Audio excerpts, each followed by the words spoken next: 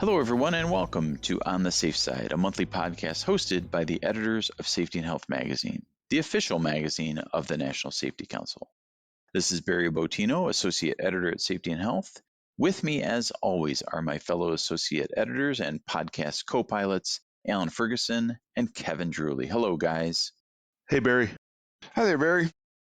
We thank you all for joining us for the August 2025 episode of this podcast, number 66 in our history. This episode is sponsored by Key Safety, and we'll tell you more about them in a few minutes. We are counting down this month to the NSC Safety Congress and Expo in Denver, which runs September 12th through the 18th, and our annual event, which brings together thousands of safety and health professionals under one roof, kicks off September 12th with 3 days of professional development seminars.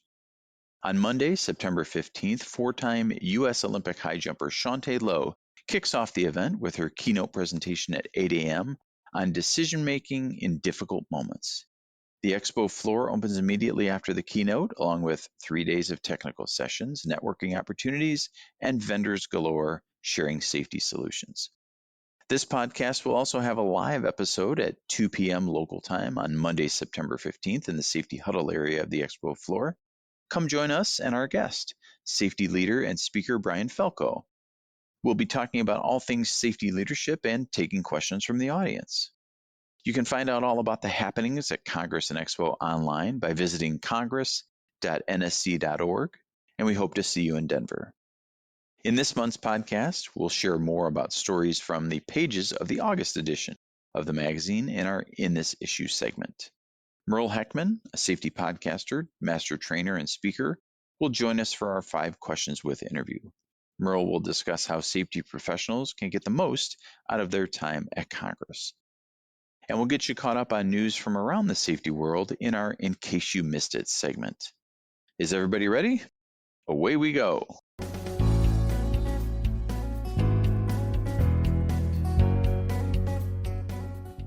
The August issue of Safety and Health offers a preview of the 2025 NSC Safety Congress and Expo, set for September 12th through 18th at the Colorado Convention Center in Denver.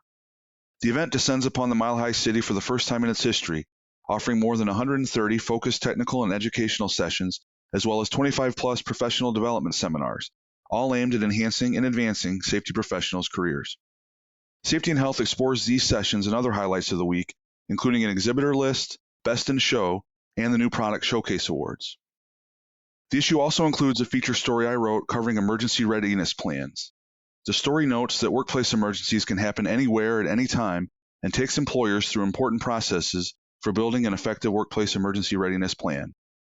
And there's plenty more in this issue, which you can find either in your mailbox or online at safetyandhealthmagazine.com.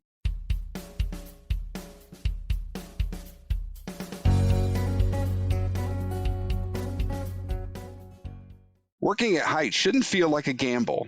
At Key Safety, we engineer world-class fall protection solutions that stand the test of time and keep your people safe. From roof edge guardrails to horizontal lifelines, our systems are trusted by leading facilities worldwide. Whether you're a safety manager or a site supervisor, we've got you covered with turnkey design, rapid installation, and industry-leading compliance. Visit keysafety.com today to learn how we can help you protect your greatest asset, your team.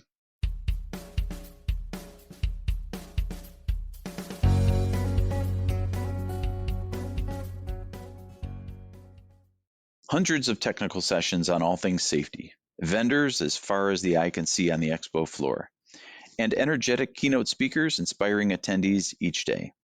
What do all those things have in common? They're all part of NSC's Safety Congress and Expo, September 12th through the 18th in Denver. Now, all of those things going on for multiple days can lead to some decisions. How do you choose the right sessions? How do you meet the right vendors and find inspirational moments that fit your career and your industry? Here to discuss those questions and more is Dale Carnegie Master Trainer and Safety Podcaster Merle Heckman, who is presenting a day-long professional development seminar September 13th in Denver called Never Be Boring Again, Transforming Safety Communication. Merle, we thank you so much for joining us on the Safe Side this month. It's great to have you with us. And Barry and crew, thank you. It's a privilege. And is there not an exciting event ahead of us in September? Looking forward to a great time there. Absolutely, and one of my favorite cities as well, so really excited for it. So Merle, we wanted to start with, just with so many learning opportunities available at an event like Congress and Expo, how do you identify as a safety professional what to make time for? It can be overwhelming to the person that comes for the first time, like, whoa, where do I begin? And it can even be for the person who's been there a few times, an overwhelming thing because you're there, you want to get what you need. Where do you start? As an individual and as a safety professional, what needs do I have? Where am I experiencing my pain? What do I need to know? What questions am I getting asked? So that's a good place to start. Secondly, as you look over the different events, are there titles, are there subjects that strike your curiosity? I'd like to know more about that. That's a good one. And the other one to think about is certain presentations are given by associations or groups that you've heard of that can strike an interest. You said, I'd like to know more about that. So those things seems like a good place to start of looking in those ways. What are tips and best practices you've used to maximize your schedule? It's like almost planning a vacation.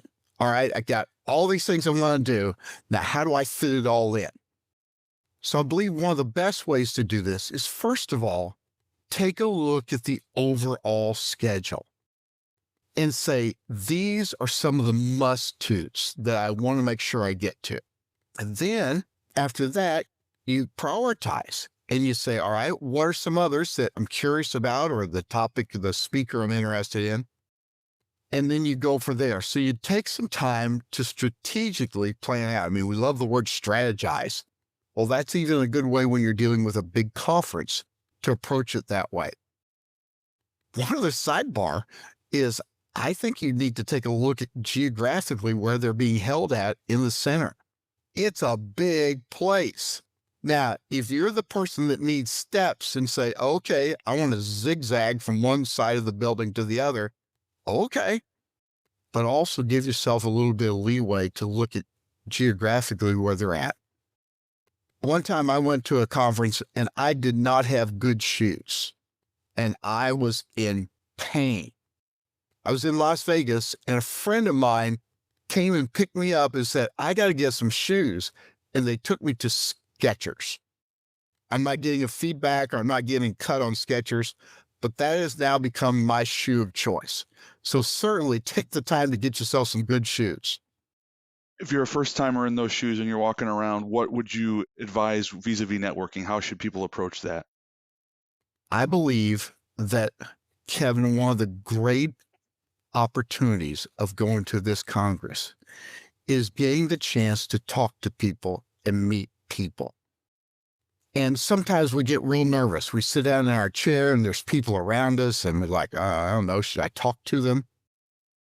But getting the chance to meet other people can be so good for each one of us. First of all, we get to learn a little bit about them.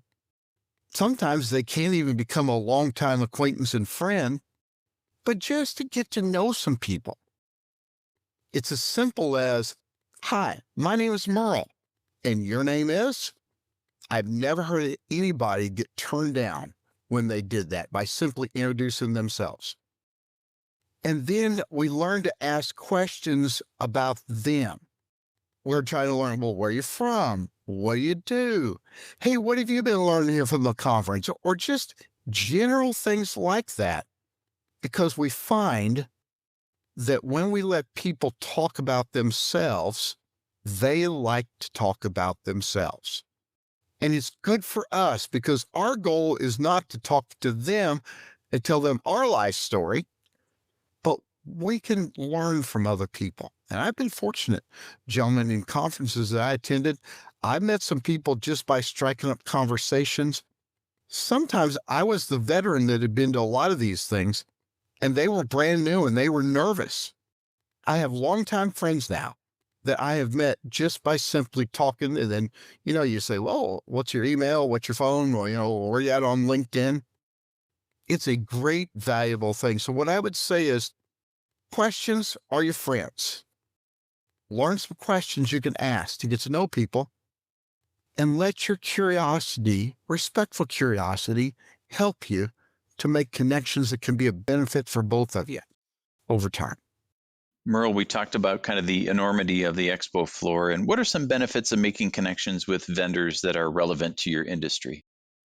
I believe that there are at times we get a little leery of vendors. Oh man, they're like out to get us. But these folks are wonderful resources. I don't think you'll have time for the listeners to stop by every vendor. You will definitely need an extra pair of shoes if you try to do that. But when you find the vendors that have some items that are in your wheelhouse, I mean, what a great way to make a connection. Will you always buy things off of them? Not necessarily. Would they like you to? Of course. But at the same time, look at this as a reservoir of wisdom, information, and knowledge.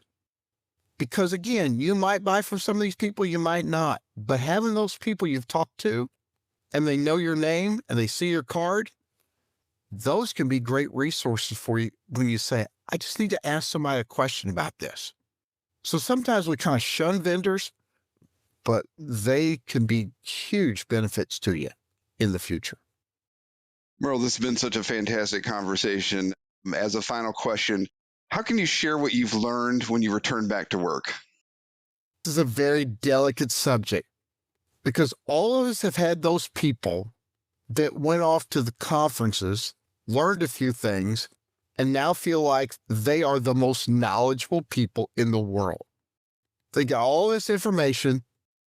They're dying to share it. But to be quite honest with you, none of us like that person that comes back and irps us up over all the rest of us. It's like, dude, it's too much. At the same time, we don't want to be obnoxious with the flavor of the month kind of idea. Oh, I learned this. Hey, this is great. Now this is where we need to go.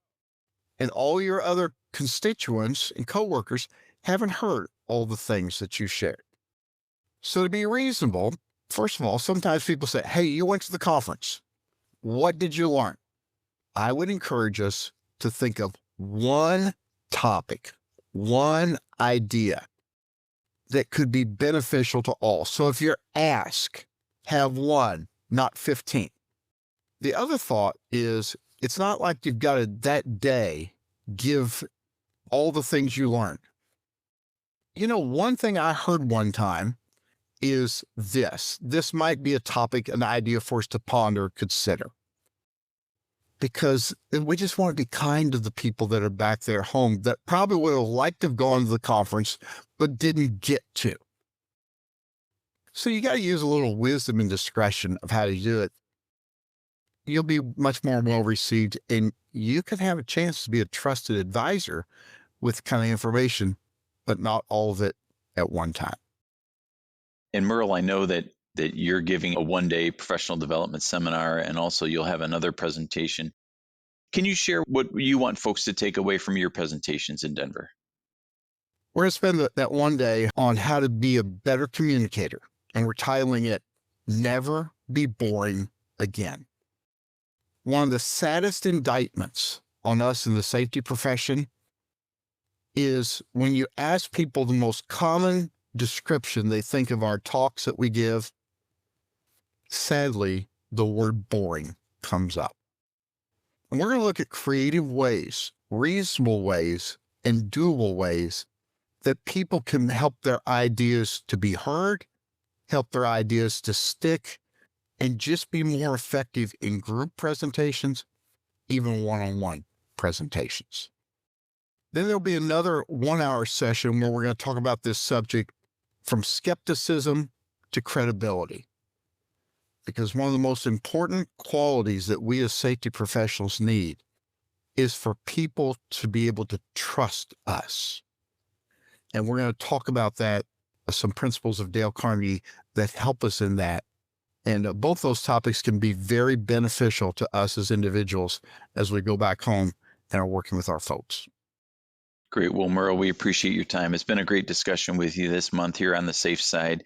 Thank you so much for being with us, and we look forward to seeing you in Denver. Thank you so much for the privilege.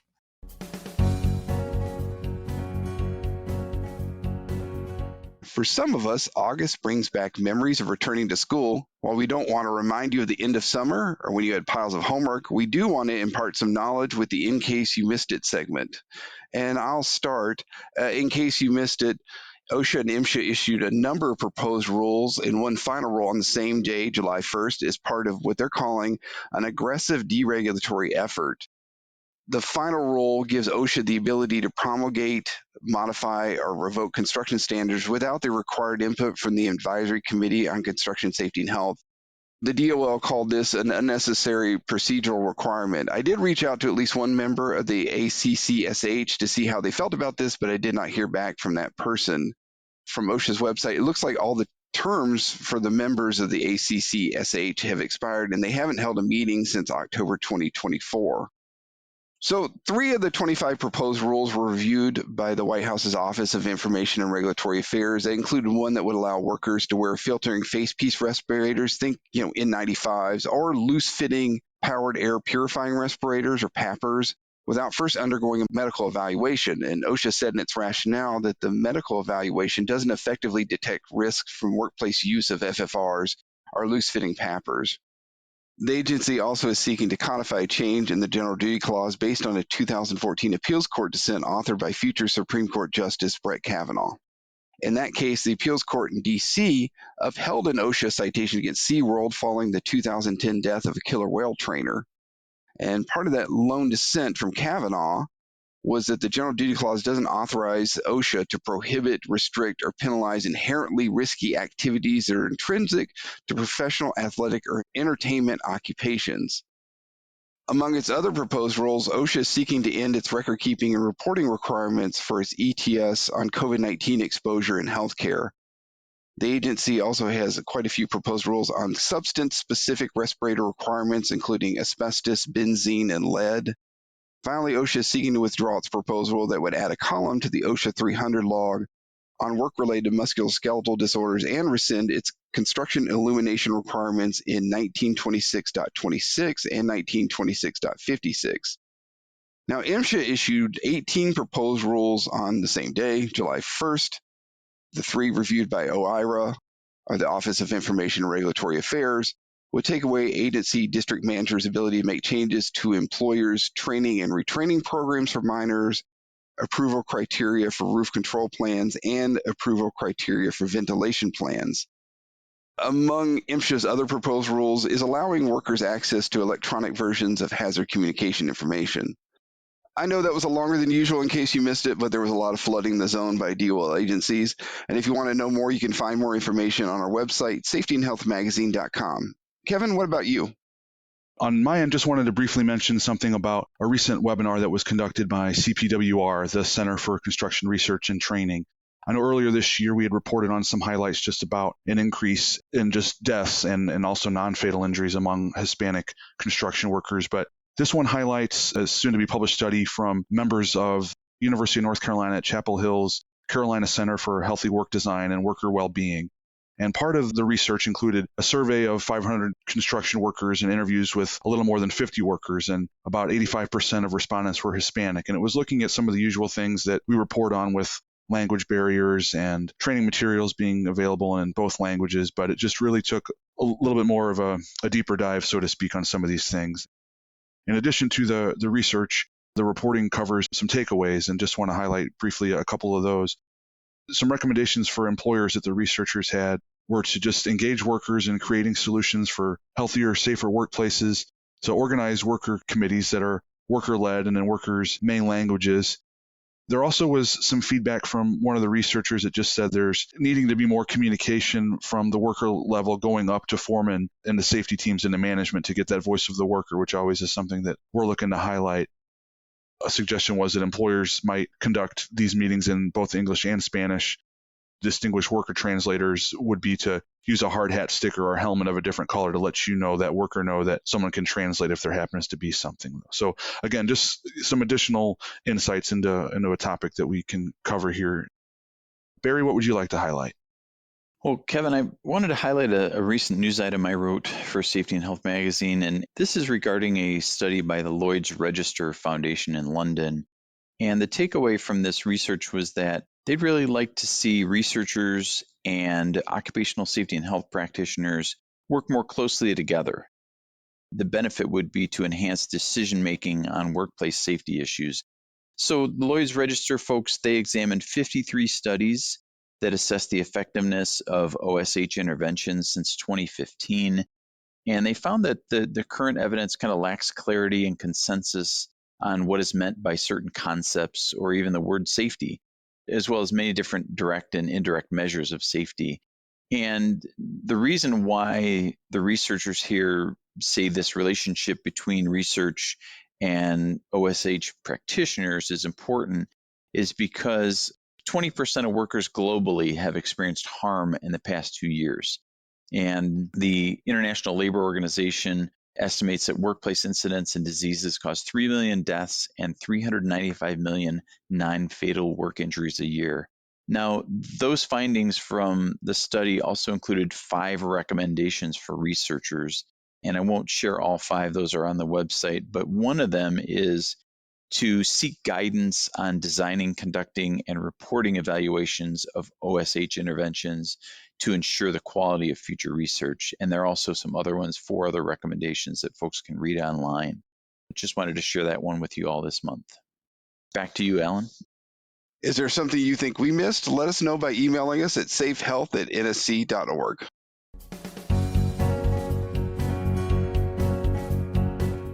Thank you for joining us for this month's episode of On the Safe Side. We know your time is valuable, and we appreciate you spending some of it with us, wherever you choose to listen.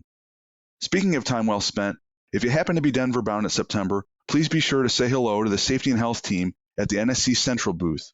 You can show off your comfy shoes at booth number 713 on the Congress and Expo show floor at the Colorado Convention Center. In the spirit of our late former cohort, Lynn Corbett Fitzgerald, here's a Denver Pro Sports themed mnemonic device for remembering 713. Just think of the uniform numbers of John Elway and Charlie Hayes. And as previously mentioned, there's an abundance of resources related to the show at congress.nsc.org, as well as the August issue of our magazine, and that includes a floor plan of where each booth and distributor and vendor are. You can check out any of our past episodes by visiting our website, safetyandhealthmagazine.com/podcasts. That includes episode 33 from November 2022, which examined OSHA's multi-employer citation policy and featured a discussion with NIOSH expert Jack Liu about reducing the risk of musculoskeletal disorders. We send a special thank you to this month's sponsor, Key Safety. Original music for this podcast was composed by Steve Maslin. Thank you so much, Steve. And as always, we thank all our NSC cohorts behind the scenes who make this podcast go. We'll be back next month to have more safety-related discussions, talk to trusted voices from around the profession, and hopefully make you smile a little. In the meantime, please stay on the safe side.